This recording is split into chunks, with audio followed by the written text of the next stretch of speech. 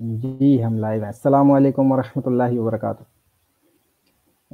آج مفتی صاحب تھوڑا لیٹ سے آئیں گے تو ہم لوگوں نے شروع کرا ہے۔ ہمارے ساتھ عامر حق صاحب اور عاصم افتخار بھائی ہیں۔ تو آ رہی میری آواز آ رہی ہے آپ لوگوں کو؟ جی السلام علیکم۔ جی وعلیکم السلام۔ کیسے ہیں عاصم بھائی، عاطف بھائی، حبیب بھائی؟ سب خیریت سے ہیں؟ سننے والوں کو بہت سلام۔ جی عامر بھائی شروع کریں۔ الحمدللہ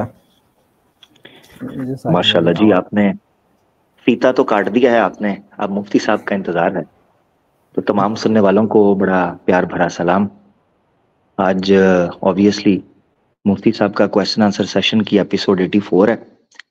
نارملی ان کی سٹریم آپ کو سنڈے کو سننے کو ملتی ہے انڈیا پاکستان ٹائم کے مطابق، مگر آج مفتی صاحب نے سیٹرڈے کو جو ہے وہ سٹریم رکھی، تو دیکھتے ہیں آج کیا دوست ان کے ساتھ آتے ہیں، بات کرتے ہیں۔ تھوڑی دیر میں وہ جڑ جائیں گے۔ عاصم بھائی موجود ہیں، تو عاصم بھائی کی موجودگی سے فائدہ اٹھاتے ہوئے ہم ان سے کچھ ایک دو بات شاید پوچھ لیتے ہیں اور کچھ نہ کچھ سیکھنے کو مل جائے گا۔ عاصم بھائی آپ موجود ہیں؟ جی السلام علیکم۔ وعلیکم السلام۔ عاصم بھائی پوچھنا آپ سے یہ تھا کہ ایک بڑا مسئلہ چل رہا ہے قرآن کے ترجمہ کے حوالے سے۔ گو کہ یہ مسئلہ ایک خاص علاقے کا ہے، مگر میں اس پر جاننا چاہ رہا ہوں کہ اوور آل ایک مسلمان کا یا عالمی سطح کے اوپر ایک مسلمان کا ویو کیا ہونا چاہیے اس اعتبار سے، اور کیا اس قسم کی کوئی پابندی کرنا یا اس قسم کا کوئی اہتمام کرنا یا شریعت کے تقاضوں کا دھیان رکھنا آیا اس تناظر میں آئے گا؟ وہ مسئلہ ہے قرآن کے ترجمے کے حوالے سے، اس کی حفاظت کے حوالے سے۔ تو آصف بھائی پوچھنا یہ ہے کہ کیا یعنی religiously speaking, Islamically speaking, non مسلم کو یہ اختیار دیا جا سکتا ہے کہ وہ قرآن کی ٹرانسلیشن کرے اور اس میں کسی قسم کی تحریف کا شبہ ہو یا شائبہ ہو یا کسی قسم کی کوئی غلط بیانی کا اگر خوف اور خطر ہو؟ اس اعتبار سے آپ کی رائے کیا ہے میں جاننا چاہتا ہوں۔ تو آپ کیسے دیکھتے ہیں اس چیز کو یا اس مسئلے کو؟ شکریہ عامر بھائی، میری تو ناقص رائے ہے، میں بس جو میں نے کچھ پڑھنے کے بعد جانا ہے تو میں وہ عرض کر دیتا ہوں۔ تو اس میں دو چیزیں ہیں، ایک تو یہ ہے کہ ہمارا جو ہے وہ ہماری جو پوزیشن ہے وہ کیا ہے ریلیجیسلی، اور دوسرا یہ ہے کہ جو دوسرے کا اختیار کیا ہے اس پہ ہم کیا کر سکتے ہیں۔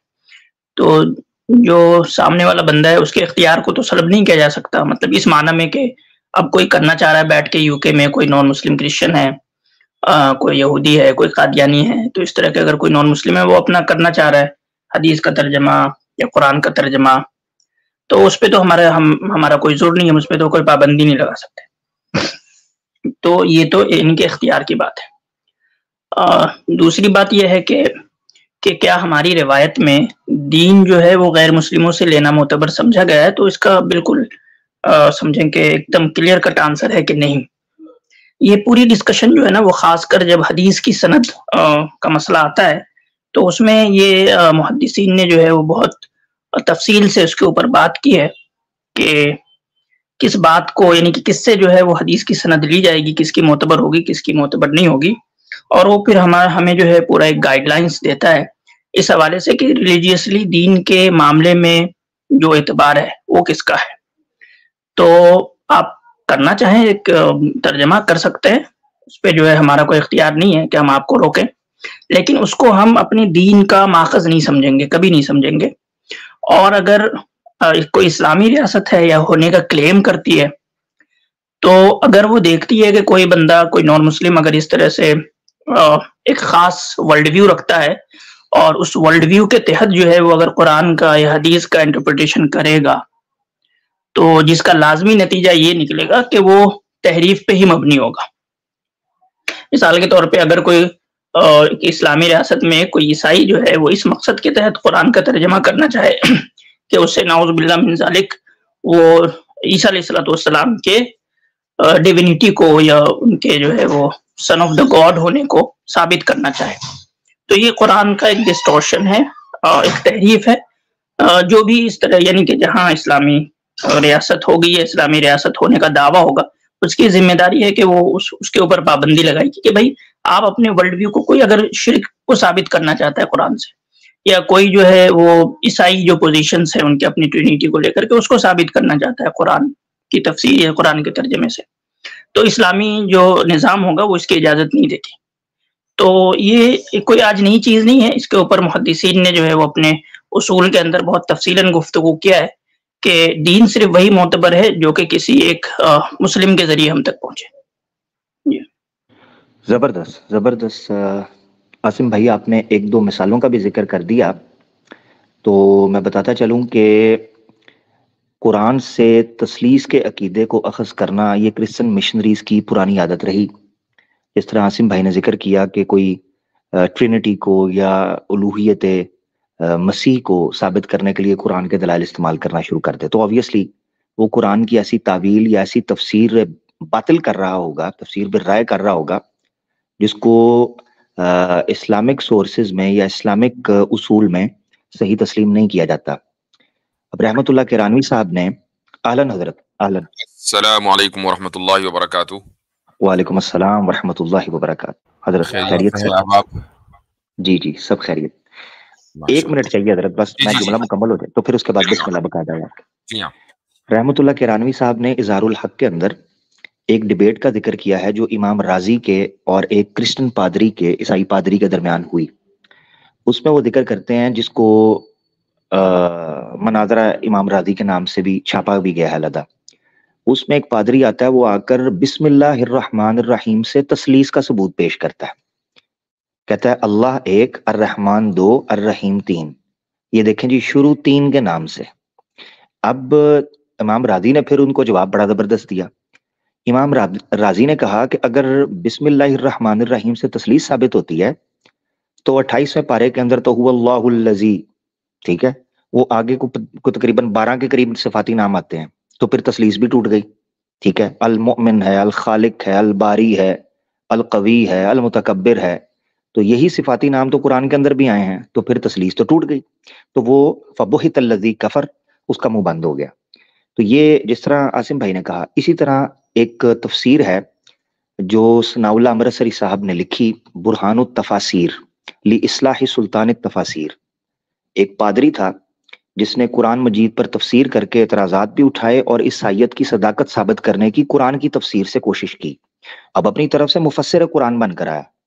تو وہ پڑھنے سے تعلق رکھتی ہے. ثناء اللہ امرتسری صاحب کی تفسیر PDF میں ایک جلد میں ملے گی, مکمل نہیں چھپ سکی مگر ایک والیوم میں وہ جتنی کر پائے وہ انہوں نے کی ہے, برہان التفاسیر لاصلاح سلطان التفاسیر. تو یہ عاصم بھائی نے جو نقطہ اٹھایا بڑا شاندار ہے کہ جو محدثین نے جرح و تعدیل کے یا دین لینے کے جو اصول وضع کیے ہیں کہ ہم تو کسی ایسی روایت کو کسی ایسے شخص سے لینے کے بھی قائل نہیں ہیں کہ جو شخص غالی قسم کا بدعتی ہو یا غالی قسم کا خارجی ہو, ایسا بندہ ہو جو مسلمانوں کی تکفیر کرتا ہو یا مسلمانوں میں فتنہ و فساد یا کسی خرافاتی قسم کے عقائد کا حامل ہو. تو جب آپ اس سے حدیث نہیں لے سکتے تو قرآن کا فہم کیسے لیں گے؟ یاسم افتخار بھائی نے بڑا پیارا نقطہ رکھا. میں سمجھتا ہوں کہ اس بیس پر اگر دیکھا جائے تو یہ خالص مسلمانوں کا حق ہے کہ وہ اسلاف کی, اصحاب کی اور آقا دو جہاں صلی اللہ تعالی علیہ وآلہ وسلم کی روشنی میں قرآن کا ترجمہ یا تفسیر یا فہم پیش کریں اور اس کو عام لوگوں تک پہنچائیں. بہت شکریہ, جزاک اللہ. جزاکم اللہ خیرن. دیر سے حسب معمول آنے کے لیے معذرت خواہ ہوں. یہ تو کئی ہفتوں کا معمول بن گیا. تو آج ویسے میرا ارادہ یہ تھا کہ شروع میں دھورو راٹھی حفظہ اللہ کے تعلق سے کچھ گفتگو کی جائے. ان کی ایک ویڈیو آئی تھی فیمنزم کے حوالے سے. تو ویل نیڈڈ کلپ حضرت, ویل نیڈڈ کلپ ہے اور critical analysis is very important. جی ہاں. تو خیر وہ اصل میں ارادہ تو یہ تھا لیکن اس کو اب میں 1 ہفتے کے لیے مؤخر کروں گا, اور اس کی وجہ یہ کہ میں ابھی ان کی پوری ویڈیو سن نہیں پایا ہوں. تو ظاہر ہے کہ جب تک پوری ویڈیو آدمی نہ دیکھ لے تو ہو سکتا ہے کہ کچھ باتیں آگے انہوں نے کہی ہوں جن کا ریبیٹل ہونا بھی ضروری ہے, تو اس لیے میں اس کو مؤخر کر رہا ہوں. لیکن بہرحال یہ کہ یہ ضروری ہے, اس پر گفتگو ہوگی انشاءاللہ. آج کوئی اہم موضوع تو نہیں ہے شروع میں ڈسکس کرنے کا، اس لیے جلدی لنک ہم پن کریں گے. لیکن عامر بھائی آپ سے یہ پوچھنا ہے، یہ جو قادیانیوں کا مسئلہ وہاں ابھی ایک دم اٹھا، تو اس کے تعلق سے جو چیف جسٹس نے جو ریمارکس دیے ہیں، کیا اس کا کوئی اثر ہوگا؟ اصل میں چیف جسٹس نے جو ریمارکس دیے ہیں اس سے ایک اضطراب اور خلفشار تو پیدا ہوا ہے علمی حلقوں میں. البتہ چونکہ چیف جسٹس صاحب کو جب پریشر محسوس ہوا تو انہوں نے ابھی ریسنٹلی ایک پریس کانفرنس کے اندر پبلک پریس کانفرنس تو نہیں کہنا چاہیے اس کو، بار سے خطاب کر رہے تھے، جو لائرز کا بار تھا یا جو اپ کمنگ ججز تھے ان کے ساتھ بار کرتے ہوئے انہوں نے یہ کہا کہ بھائی جو میں نے فیصلہ دیا ہے، اگر علماء کو یا علمی حلقوں کو یا صاحب اثر حلقوں کو یہ فیل ہوتا ہے کہ اس فیصلے کو ریویو کرنا چاہیے یا اس کو چیلنج کرنا چاہیے، تو میں اوپن ہوں اس معاملے میں، تو میں ریویو کرنے کے لیے تیار ہوں. اس پر سینیٹر مشتاق احمد صاحب جو ہیں انہوں نے سینٹ کے اندر بڑے دھواں دھار قسم کا خطاب کیا ہے اور انہوں نے کہا کہ ہم اس کو چیلنج کریں گے. اسی طریقے سے جو کیپٹل ہے پاکستان کا اسلام آباد، وہاں پر ایک لائرز کی ٹیم ہے وہ ایکٹیو ہوئی ہے اور انہوں نے باقاعدہ اس کے اوپر فریم ورک تیار کر لیا ہے کہ وہ سپریم کورٹ کے اس فیصلے کو ریویو کے لیے ڈالیں گے اور اس کو ریورس کریں گے. اس کی وجہ یہ حضرت کے فیصلے کے دو رخ ہیں، ایک ہے جو ایک پرٹیکولر انڈیویجول کی بیل سے تعلق رکھتا ہے، اور ایک وہ جو اوفینس ہے اس کے اوپر ڈیٹیل میں بات ہوئی ہے کہ اوفینس کی نوعیت کیا ہے. تو جو سبجیکٹ آف دا میٹر ہے اس کے اوپر جو انہوں نے ضمناً کچھ باتیں کہی ہیں وہ اتنی خطرناک ہیں کہ وہ مسلمانوں کے مجموعی اور خصوصی طور پر پاکستان کے آئین کے اوپر ایک بڑی خطرناک قسم کی ضرب لگاتی ہیں اور اس کو مشکوک بنانے کی کوشش ہے. اور سہارا لیا گیا ہے دو آیات کے غلط یعنی غلط ٹائمنگ پر ان کو رکھنا، آیات کو غلط جگہ پر رکھ کر ان سے انٹرپریٹیشن کرنا. تو یہ بہرحال ریورس ہو جائے گا انشاءاللہ. تو یہ جو انہوں نے کسی موقع پر کہا کہ آئین بلند ہے اسلام سے، چونکہ آئین سب کی تحفظ کی بات کرتا ہے، تو یہ ابھی حال فی الحال اسی کانٹیکس میں بات ہوئی ہے؟ میرے پاس بھی یہ کلپ اتنا ہی پہنچا ہے مگر اس کی ٹائم لائن میں نہیں سمجھ پایا کہ یہ ابھی کی بات ہے یا پہلے کی ہے. مگر فائز عیسیٰ صاحب کے بارے میں جو سپریم کورٹ کے چیف جسٹس ہیں اس وقت، ان کے بارے میں ایک چیز تو کنفرم ہے کہ ان کا جو بیک گراؤنڈ ہے وہ احمدیت کے ساتھ یعنی کہ قادیانیت کے ساتھ بہت قریبی رہا ہے. اور چونکہ مہاجر ہیں افغانستان والی سائڈ سے، تو وہاں پر جب مشکل حالات تھے، مولوی عبداللطیف جو کہ غلام احمد قادیانی کا بڑا قریبی صحابی مانا جاتا ہے، اور یہ مانا جاتا ہے کہ اس کو رجم کر دیا تھا اس وقت افغانستان کی گورنمنٹ نے، کیونکہ یہ جہاد کے مخالف اس نے لٹریچر فارسی میں لکھنا شروع کیا اور کچھ خفیہ راز تھے جو برطانوی گورنمنٹ کے ساتھ شیئر کیے. اور اس وقت لیگ آف نیشنز ہوا کرتی تھی، تو ان یعنی آگے چل کر ان پر بھی پریشر ڈالا گیا بعد میں جب کچھ 2-3 ان کے گواہ پکڑے گئے تھے. تو اس طرح کی کچھ ایکٹیویٹیز افغانستان میں چل رہی تھی. ان کی فیملی وہاں سے چونکہ آئی تو کہنے والے یہ کہتے ہیں کہ انہوں نے کافی حد تک مشکوک فیصلے دیے. اب ایک اس میں ایلیمنٹ یہ ہے جس کو جلدی سے ذکر کر کے، تحریک لبیک پاکستان جو کہ خادم حسین رضوی صاحب کی تھی، جو بڑی کنٹروورسی میں رہی ہے پچھلے کچھ سالوں میں اپنے متشدد قسم کے بیانات کی وجہ سے، جس سے آبویسلی ہر مسلمان کا ایگری ہونا ضروری نہیں ہے ان نظریات سے. البتہ انہوں نے جو دھرنا دیا تھا، جس دھرنے کے اندر بڑے لوگوں کی لاشیں بھی گریں، خون خرابہ ہوا، اس پر فائز صاحب نے جو فیصلہ دیا تھا، کچھ لوگ تو یہ کہتے ہیں کیونکہ وہ ختم نبوت کی تحریک کے طور پر اٹھے تھے، تو اس پر بھی فائز عیسیٰ صاحب نے اس تحریک کو مشکوک بنانے کا کام کیا، ایسا الزام بھی علمی یا مذہبی حلقوں میں لگایا جاتا ہے ان پر. تو ان کا جو ریکارڈ ہے وہ کلین نہیں ہے. جی جی جی جی اس اعتبار سے نہیں ہے. اچھا ٹھیک ہے، چلے صحیح ہے، یہ وضاحت ہو گئی. ایک چیز کا اور میں اضافہ کرنا چاہوں گا جو اس وقت ٹرینڈ میں ہے، اور یہ انڈین کانٹیکس میں ہے اور پاکستان سے بھی اس کا تعلق ہے، اور وہ یہ ہے کہ ایک شخص ہے انڈیا میں جس کو ایک سرکاری کمیشن کا ذمہ دار بھی بنایا گیا ہے، اور ٹویٹر پر میں نے کئی مرتبہ اس کو کہا اور اس سے بات بھی ہوئی، یعنی اس نے جواب بھی دیا کہ بھئی آ کر اس موضوع کے اوپر بات کرتے ہیں. اس شخص کی ایک ویڈیو آئی تھی جہاں وہ کسی تھنک ٹینک میں جا کر اس میں ایک تقریر کر رہا ہے اور یہ کہہ رہا ہے کہ مدرسوں میں ہر کلاس روم کے آگے جو ہے وہ کچھ حصہ چھوڑ دیا جاتا ہے تاکہ وہاں جن بیٹھیں اور وہ بھی پڑھیں. تو اس طرح کی باتیں اس نے کی ہیں، اس قدر वाहियात और मज़हक़ा खेज, और साथ में ये भी कहा कि बच्चों को, छोटे छोटे बच्चों को रात को 3 बजे उठा दिया जाता है, वगैरह वगैरह। तो खैर ये सब तो अहमकाना बातें हैं, इनका क्या जवाब दिया जाए। लेकिन एक अहम चीज जो हाल ही फिलहाल में हुई वो ये कि दारुल देवबंद की वेबसाइट पर एक मुस्तफ्ती ने आज से 15 साल पहले एक शख्स ने सवाल पूछा था ग़ज़वा हिंद की हदीस के ताल्लुक से कि क्या इस तरह की कोई हदीस मिलती है, जिस पर दारुल देवबंद के दारुल इफ्ता ने जवाब दिया और कहा कि जी हाँ, सुनन नसई में एक हदीस मिलती है, बस इतना ही है। यानी सवाल ये है कि क्या हदीस मौजूद है, जवाब ये है कि जी मौजूद है। तो अब इस शख्स ने चूंकि ये बेड़ा उठाया हुआ है कि वो मदारिस को परेशान करे, और अनफॉर्चुनेटली एक कानूनी पोजीशन के ऊपर बिठाया गया है इसी मकसद से, तो उसने नोटिस भेजा कि भाई आप जवाब दें, आप तो इंडिया में बैठकर ग़ज़वा हिंद को प्रमोट कर रहे हैं और मुल्क मुखालिफ जज्बात को उभार रहे हैं। हालांकि सूरत हाल ये है कि हदीस का अगर कोई आदमी सवाल हदीस के ताल्लुक से करेगा कि क्या इस तरह की हदीस है, तो जवाब यही होगा कि हदीस मौजूद है। ये बिल्कुल ऐसा ही है कि जैसे कोई शख्स आकर ये सवाल करे कि क्या फ़क़्तुल मुशरिकीन हैथु वजदतुमूहुम, ये आयत कुरान करीम में मौजूद है, और जवाब ये दिया जाए कि जी मौजूद है, और सुनने वाले ये नतीजा निकाल लें चूंकि कुरान में मौजूद है, जवाब देने वाला ये जवाब दे रहा है, इससे ये साबित हुआ कि मुसलमान मुशरिकों को कत्ल करने की तैयारी कर रहे हैं। ये जो नतीजा निकाला है ये अपनी मर्जी का नतीजा है क्योंकि आयत का जो एक सियाक व सबाक है, आयत का जो मफहूम है वो बिल्कुल अलग है, और नतीजा आप अपनी मर्जी का निकाल कर उसको अपने एक खास वर्ल्ड व्यू और खास मंजरनामे में आप उसको फिट कर रहे हैं। बिल्कुल ऐसा ही ग़ज़वा हिंद के ताल्लुक से भी है।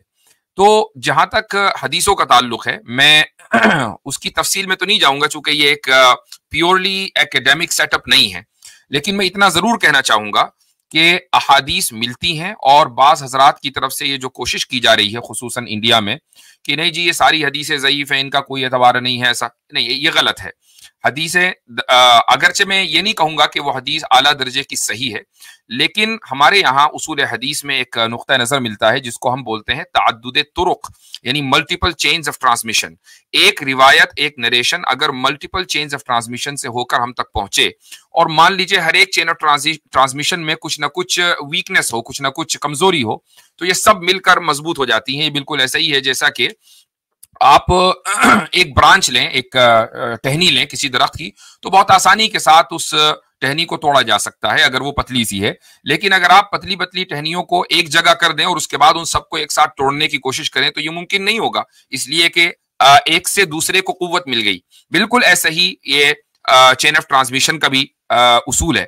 तो अगर आप प्योरली उसूल हदीस के नुक्ते नजर से देखें तो उन अहादीस का इनकार नहीं किया जा सकता। अलबत्ता ग़ज़वा हिंद के ताल्लुक से मेरी एक वीडियो है और जिस वक्त ये वीडियो बनी थी उस वक्त अहले पाकिस्तान को बहुत नागवार गुजरा था ये वाकया, और गालिबन ये 4 साल हो गए इस वीडियो को।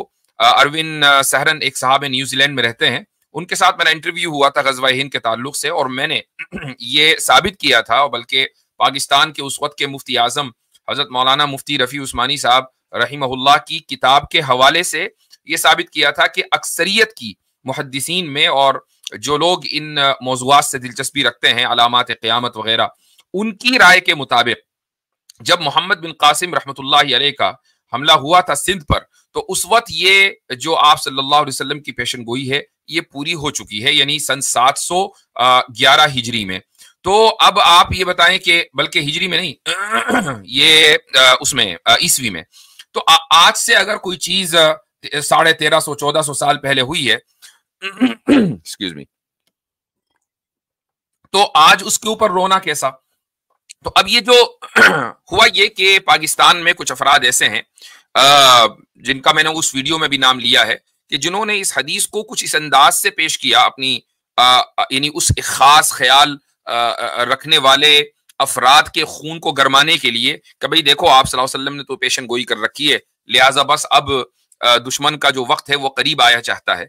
इस तरह का जो है ख्याल पेश किया गया, और इस हदीस को इतना पेश किया गया इस तरीके से मुख्तलिफ प्लेटफॉर्म्स के ऊपर, खुसूसन पाकिस्तानी कॉन्टेक्स्ट में, कि लोगों को ये समझ में आने लगा गोया कि यह हदीस मुतवातिर कुरान करीम के बराबर है। हालांकि ये चीज गलत है। हमें हर चीज को यानी न्यूट्रल होकर देखना चाहिए। یہ نہیں کہ ہمارا ایک خاص ورلڈ ویو ہے، ہم ایک خاص پس منظر رکھتے ہیں، ہمارا ایک خاص نقطۂ نظر ہے، تو اس نقطۂ نظر سے ملتی جلتی ہمیں کوئی بات ملی ہم اس کو اچک لے جائیں اور اس کو پھر ہم پروپیگنڈے کے طور پر استعمال کریں، یہ چیز غلط ہے۔ جو حدیث موجود ہے ہم اس کی جس طریقے سے اس حدیث کو نکار دینا اور اس کو یہ کہنا کہ یہ حدیث درست نہیں ہے، ایک خاص قسم کی ذہنیت کو کی عکاسی کرتا ہے، اور یہ ذہنیت آپ کو انڈیا میں کچھ لوگوں میں ملے گی۔ ایسے ہی اس حدیث کو متواتر مان لینا یا قرآن کے درجے پر مان لینا اور اس بات کو قطعی طور پر کہنا کہ نہیں یہ واقعہ ہوا نہیں بلکہ آئندہ ہوگا، یہ بھی ایک خاص پس منظر کی عکاسی کرتی ہے، اور یہ بھی پھر ایک پروپیگنڈے کا حصہ ہے۔ آپ کا جو درمیانی رویہ ہے وہ یہ ہے کہ حدیث موجود ہے، حدیث کا درجہ حسن کا ہے، چونکہ ملٹیپل چینز آف ٹرانسمیشن جس کو ہم متابعات کہتے ہیں، تعدد طرق کہتے ہیں، اس کی وجہ سے اس حدیث کا درجہ حسن ہو گیا۔ اب یہ ہے کہ یہ واقعہ آگے ہوگا یا یہ واقعہ پہلے ہو چکا ہے، اس تعلق سے اکثریت کی رائے یہ ہے کہ واقعہ پہلے ہو چکا ہے، اور اگر نہیں ہوا تو بھائی یعنی اس کے بارے میں کچھ کہا نہیں جا سکتا کہ آگے ہوگا یا نہیں، لیکن اکثریت کی رائے یہ ہے کہ واقعہ پہلے ہو چکا، اور یہ وہ واقعہ ہے کہ جو محمد بن قاسم رحمہ اللہ نے سندھ کے اوپر حملہ کیا تھا۔ تو ہمیں اس تناظر میں اس چیز کو دیکھنا چاہیے۔ اب یہ کہ محمد بن قاسم نے کیوں حملہ کیا تھا، اس کے اوپر بھی میری ایک ویڈیو ہے کہ وہ کیا اسباب تھے کہ راجہ داہر کہ جس نے ٹیررسٹ اور دہشت گردوں کو پناہ دی ہوئی تھی، تو اس کے اوپر خلافت بنو امیہ نے کیوں کارروائی کی تھی۔ تو یہ پوری ایک ویڈیو میری اس موجود ہے تاریخی تناظر میں، اس کو دیکھا جا سکتا ہے۔ پاکستانی احباب کو اتنا برا اس لیے لگا چونکہ یہ جو ان کے ذہنوں میں سب کی بات نہیں کر رہا ہوں بلکہ کچھ لوگوں کی جو خصوصاً ہمارے کیا نام ہے ان کا، اوریا مقبول جان، ان کے یعنی مستقل دیکھنے والے ہیں، ان کے پرماننٹ ویورز ہیں، ان کو بڑا برا لگا کہ بھائی اوریا صاحب تو یہ کہتے ہیں کہ بس اب 2 سال میں کیس نمٹنے والا ہے، غزوہ ہند ہونے والا ہے۔ تو یہ چیز پروپیگنڈے کا حصہ ہے۔ میں دونوں طرح کے پروپیگنڈے کو مسترد کرتا ہوں۔ میرا موقف یہ ہے کہ احادیث کا انکار محض اس بنیاد پر نہیں کیا جانا چاہیے کہ دباؤ بہت ہے۔ دباؤ ہے تو آپ اس کو اسی طریقے سے پریزنٹ کریں جیسا وہ ہے۔ حدیثوں کا آپ اس طریقے سے انکار نہیں کر سکتے، اصول حدیث کو آپ مسترد نہیں کر سکتے۔ اسی طریقے سے کسی حسن حدیث کو آپ اس درجے پر نہیں لے جا سکتے گویا کہ وہ درجہ تواتر کا ہو، اور نہیں آپ یہ کہہ سکتے کہ ہر حال میں یہ واقعہ آگے ہونا ہے اور اس طریقے سے ہونا ہے۔ اس کا علم نہ کسی ولی کو دیا گیا، نہ کسی صحابی کو دیا گیا، اور نہ ہی کسی محدث اور فقیہ کو دیا گیا۔ اکثریت کی رائے یہ ہے کہ موسٹ لائکلی یہ واقعہ پہلے ہو چکا ہے، جیسا کہ میں نے ابھی 2 مرتبہ یہ بات رکھی ہے۔ تو یہ چند گزارشات تھیں، اور اس کے تعلق سے چونکہ غزوہ ہند کی بحث اس وقت انڈیا میں بڑی سوشل میڈیا کے اوپر ٹرینڈنگ میں ہے ایک خاص وجہ سے، اور وہ وجہ یہ ہے کہ ذرا سا پولیٹیکل اس وقت پریشر میں ہے گورنمنٹ۔ تو جو اس طرح کے لوگ ہوتے ہیں کہ جو اس پریشر کو ڈائیورٹ کرنا چاہتے ہیں، تو ان کو کسی نقطے کی تلاش رہتی ہے کہ یار کوئی ایسی بات مل جائے مسلمانوں کے تعلق سے کہ جس سے آپ ہندو مسلم کر سکیں اور ہندوؤں کو آپ مسلمانوں سے بدزن کر سکیں، اور ان کی یہ دکھائیں کہ دیکھو یہ تمہیں ماننا چاہتے ہیں، یہ تمہیں ختم کرنا چاہتے ہیں، تاکہ جو ایک الیکشن کی جو سیاست ہے وہ سیاست کامیاب رہے۔ گزشتہ چند سالوں سے نہیں بلکہ میں کہتا ہوں کہ 2 عشروں سے 2 دہائیوں سے یہی چل رہا ہے، لیکن مجھے بڑی حیرت ہے کہ لو آئی کیو والے جو ہے ان کی آنکھیں نہیں کھل پا رہی ہیں۔ تو بہرحال یہ چند باتیں تھیں، اس کے بعد انشاءاللہ ہم لنک پبلک کرتے ہیں۔ عاصم بھائی آپ کو کچھ ایڈ کرنا ہو اس میں تو۔ جی جزاک اللہ صاحب۔ اس حوالے سے مجھے لگ رہا ہے کہ پتہ نہیں دارالعلوم دیوبند کو تو خبر پہنچی ہوگی، تو مجھے لگا کہ شاید ان کو جو ہے ان لوگوں کے خلاف کچھ نہ کچھ کارروائی کرنی چاہیے تھی، کوئی نہ کوئی ایک لیگل ایکشنز لینا چاہیے تھا، کیونکہ یہ ہے کہ اب خواہ ان کو بھی پتہ ہے کہ وہ فتویٰ کیا ہے اور اس کا مقصد کیا ہے، لیکن جیسا آپ نے فرمایا کہ وہ خاص کر کے ٹارگٹ کر رہے ہیں، اور یہ ایک پیٹرن میں ہمیں دکھ رہا ہے، خاص کر کے ابھی جو کچھ انڈیا کے الیکشنز آنے والے ہیں اور جو پولیٹیکل یہ ہونے والے ہیں، تو اس کا اپنا ایک خاص مقصد ہے اور یہ پیٹرن میں ہو رہا ہے۔ تو دارالعلوم دیوبند کو کہیں نہ کہیں اس پہ جو ہے وہ کارروائی کرنی چاہیے تھی ان لوگوں کے خلاف، اور اس کو پورے میڈیا نے جو ہے پھر اسی طریقے سے ہاتھوں ہاتھ لیا ہے۔ سارے بڑے بڑے میڈیا والوں نے جو اس کو چلایا، ان کو فتویٰ تک پڑھنے نہیں آتا اور وہ یہ فتویٰ چلا رہے ہیں، ان کو تو حدیث کے اندر کیا لکھا ہے یہ تک کی سمجھ نہیں ہے، اور پھر جو اس کے اوپر وہ پوری کی پوری بحث کر رہے ہیں، ڈسکشنز کر رہے ہیں۔ تو یہ میرے اعتبار سے مسلمانوں کو بھی جو انڈیا میں خاص کر کے اب یہ دیکھیں سب، یہ ایک عجیب سی بات ہے کہ جو انڈین مسلم ہے، ہم لوگ جو بچپن سے کبھی نہیں سنے ان سب چیزوں کے بارے میں، غزوہ ہند کے بارے میں، اور ہم نے جو سنا ہے اس کو ہم نے انہی لوگوں سے سنا ہے۔ مطلب یہ پروپیگنڈا کر کے بھی مسلمانوں کو ان ساری باتوں کے بارے میں بتا رہے ہیں جس کے بارے میں مسلمان نہیں جانتے انڈیا میں۔ اور آپ جو ہے وہ پروپیگنڈا کر رہے ہیں. تو یہ جو ایک فیبرک ہے انڈیا کا، اس کے لیے نقصان دہ ہے، یہ ان کے لیے بھی نقصان دہ ہے. تو ان کو خواہ پروپیگنڈے کے اندر جو ہے وہ کسی ایسی چیز کو آگے نہیں بڑھانا چاہیے جو کہ معاشرے کے لیے نقصان دہ. بالکل صحیح فرما رہے ہیں. اور اس تعلق سے دارالعلوم دیوبند ہو یا اس طرح کا واقعہ کسی بھی ادارے کے ساتھ ہو سکتا ہے. یہ منظر اسلام بریلی کے ساتھ بھی ہو سکتا ہے، یہ جامعۃ الاصلاح کے ساتھ بھی ہو سکتا ہے، جامعۃ الفلاح کے ساتھ بھی ہو سکتا ہے، یہ ندوۃ العلماء کے ساتھ بھی ہو سکتا ہے. چونکہ یہ سارے کے سارے وہ ادارے ہیں کہ جو مختلف علاقوں میں اور یا پھر مختلف مکاتب فکر کے بہت اہم ترین ادارے ہیں، اور جو مسلمان ہیں وہ ان اداروں سے وابستہ ہیں اور ان سے اپنے روزمرہ کے جو ان کے دینی مسائل ہیں اس میں رہنمائی لیتے رہتے ہیں. تو یہ چیز کوئی ایسا نہیں ہے کہ دارالعلوم دیوبند پر رک جائے گی. یہ ہر ایک کسی نہ کسی مدرسے کے ساتھ اس طرح کے واقعات ہوتے رہیں گے خدا نخواستہ. تو یہ ضروری ہے کہ اس پر ایک سخت ایکشن قانونی طور پر لیا جائے. یہ الگ بات ہے کہ آج کل خود اس ادارے کے ایک سربراہ صدر المدرسین ہیں، وہ ابھی کچھ دن پہلے انٹرویو میں کہہ رہے تھے کہ بھائی اب قانون کے اوپر اعتماد نہیں رہ گیا ہے، ایسا کرو کہ قانون کی کتابیں جلا دو. تو یہ بات ان کی بڑی مشہور ہوئی تھی.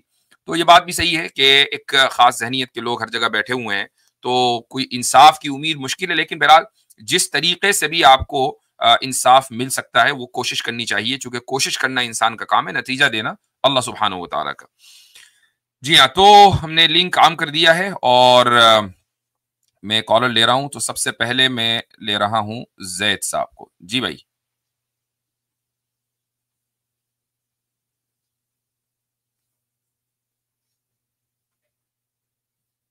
بولیے بھائی زید صاحب، آپ میوٹ پر ہیں.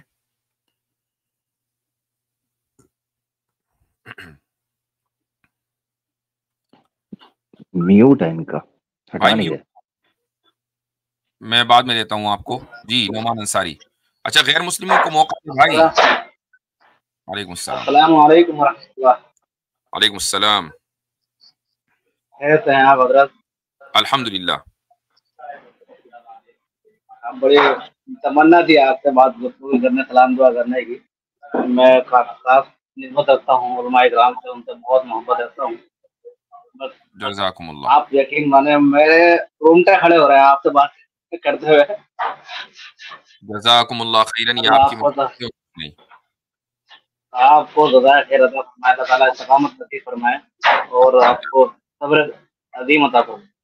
آمین ثم آمین. دعا کرتے رہیے گا اسی طریقے سے، انشاءاللہ پھر آپ سے بات. السلام علیکم ورحمۃ اللہ. وعلیکم السلام ورحمۃ اللہ. اچھا بھائی، ایک صاحب ہیں، یہ کیا نام ہے ان کا، مسٹر ایکس. جی بھائی مسٹر ایکس صاحب. السلام مفتی صاحب. وعلیکم السلام ورحمۃ اللہ. جی لاسٹ ٹائم میں نے آپ کی اسکرین دیکھی اور آپ کا جو صبر کا لیول دیکھا، اس کے بعد تو مطلب اب چاہے ہماری آئیڈیالوجی جو بھی ہو، لیکن میں نے ایک چیز سیکھی ہے کہ اگر آپ غلط دیکھیں تو غلط کو غلط کہیں اور صحیح دیکھیں تو اس کی تعریف بھی کریں. جی تو پہلے تو میں آپ کی تعریف کرنا چاہوں گا کہ جو صبر کا لیول تھا آپ کا اس میں 1 گھنٹے تک، اتنا جی میں نے کسی کا نہیں دیکھا آج تک 25 سال کی عمر میں. چلے چلیے الحمدللہ. جی جی اب چھوٹے چھوٹے میرے نہیں نہیں نہیں نہیں نہیں مذاق ہے، مذاق ہے. جی ہاں، نہیں مذاق کو مذاق ہی لے. جی جی. تو جی جی میرے چھوٹے چھوٹے 2-3 سوال ہیں. جی. پہلا یہ ہے مفتی صاحب کہ جیسے یہ کہا جاتا ہے کہ جو انسان کے علاوہ باقی مخلوقات ہیں وہ سبمٹ کر چکی ہیں ول اپنی گاڈ کو، کیا یہ صحیح ہے؟ سبمٹ کر چکی ہیں اپنی ول گاڈ کو؟ جی مطلب وہ جیسے انسان ہے اسلام کو فالو کرتا ہے تو اسے کہا جاتا ہے کہ submitting to will to God, کہ جب وہ کرے گا تب اسلام کو فالو کر رہا ہے. لیکن جو باقی جتنی بنائی ہیں مخلوق ہے وہ ول اپنی سبمٹ کر چکی ہے خدا کو. نہیں، تو اس تعلق سے ایک آیت ملتی ہے، وَإِن مِّن شَيْءٍ إِلَّا يُسَبِّحُ بِحَمْدِهِ وَلَٰكِن لَّا تَفْقَهُونَ تَسْبِيحَهُمْ. سورہ نور کی آیت ہے کہ ہر چیز جو اللہ تعالیٰ نے جس کی جتنی بھی چیزیں اللہ تعالیٰ نے تخلیق کی ہیں، ساری کی ساری کائنات، یہ اللہ کو کی گلوریفائی کرتی ہے، یعنی اس کی تسبیح بیان کرتی ہے، اگرچہ تم ان کی تسبیح کو سمجھتے نہیں ہو. تو اس کا مطلب یہ ہے کہ، اور یہ تسبیح کا مطلب یہ نہیں کہ جس طریقے سے ہم سبحان اللہ کہتے ہیں یا الحمدللہ کہتے ہیں، نماز پڑھتے ہیں، یہ اس طریقے سے پڑھ رہے ہیں. اگر یہ کرتے تو ہم اس کو سمجھ لیتے. اللہ تعالیٰ تو خود ہی کہہ رہا ہے کہ وَلَٰكِن لَّا تَفْقَهُونَ تَسْبِيحَهُمْ، تم ان کو سمجھ نہیں سکتے. اب یہ بظاہر جتنا ہم سمجھ سکتے ہیں وہ یہ ہے کہ جس نظام کے اوپر اللہ سبحانہ و تعالیٰ نے اس کائنات کو چلانا چاہا، یہ کائنات اسی نظام کے اوپر چل رہی ہے اور یہی اس کا سبمیشن ہے. ایسا نہیں ہے کہ اللہ